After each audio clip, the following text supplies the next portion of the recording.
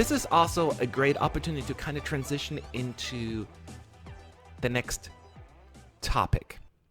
And that is something that would happen the first time that was done at Junior Eurovision or anywhere at Eurovision is just like at the adult version, in case you know how it works, everyone rehearses. So how it works, each country gets to rehearse once for the first rehearsal, then they're going to go again for their second rehearsal, and then their dress rehearsals will start. And that is exactly how it went down. The first rehearsal, it's usually closed in the arena, but the press can watch it in the press center. And then for the second one, same thing. However, this year at Junior Eurovision, they changed it up a little and they closed it down for the press. So no one could watch the very first rehearsal. And here's what Jan Olasan, the executive supervisor of the EBU, said, because he was asked about that, if they're going to do that at the actual adult version as well. And he said, we will still have an open and first rehearsal like we've had over the last years. He's referring to the adult version. I know that for some artists, it is a bit challenging and uncomfortable to know that journalists, bloggers, that's me, and other people are watching whilst they go on the stage for the first time to perform. We have decided to keep the rehearsals open, however, because we know that for everyone traveling to the host city and attending the press center, that it is really valuable, so we will, meaning keep the first rehearsals open. Now, we might have a little adjustment when it comes to the very first time they run through the song. It might be that we give them that moment alone, but press will be able to see everything when it comes to that latter.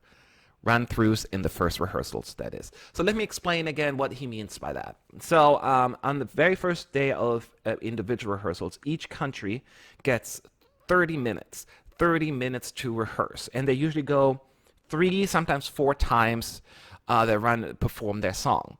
So the very first time is obviously the most nerve-wracking one because nobody knows exactly. I mean, they know what to do, where to go, but it is a got to get comfortable with the stage and with the cameras and the lighting and yada, yada, yada.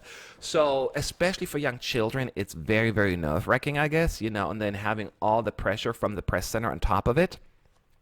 What happens a lot of times at the adult version, they rehearse for the very first time, and then this could potentially affect things like press coverage or the betting odds. A song could dramatically drop or rise, depending on the outcome.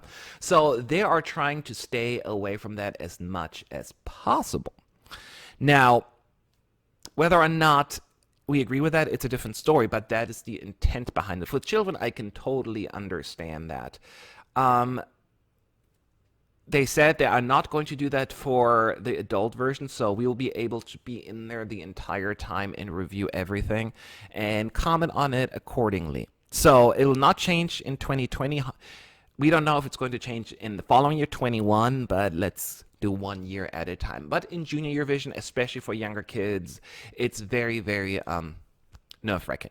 So whether or not they're going to introduce, and let's talk about the change that they may implement at the adult version, and that is about, potentially not showing the very first performance of the rehearsals. As I said, they perform like 3 to 4 times, and if they do not show the very first run-through of the performance, they would then turn on the cameras later on, so we see the next 2 or 3 individual performances, just to give them a little bit more time to get comfortable. And I personally would rather see them all, but I feel as this would be a fair compromise. Some people are saying, well, just close them all, completely all the way.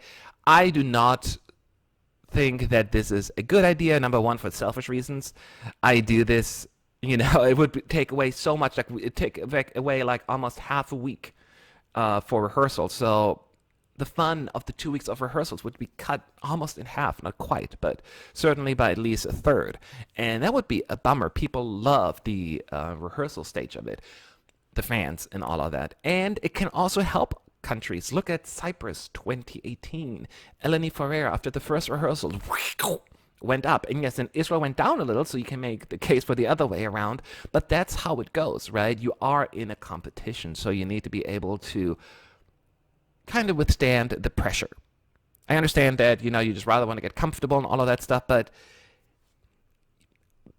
they also know that hosting the contest brings a lot of revenue to the city. So if they were to cut now the rehearsals by like 4 or 5 days, it would be probably 4 days. That means less people would travel early, so there will be less revenue coming into town, I guess, so they understand there's more to it than just that. And I understand both sides. Obviously, I'm biased, so I am definitely siding with the let's see them all. But I do feel as not showing the very first performance is a fair compromise. We can still report just like we used to, and you can see the rest of it.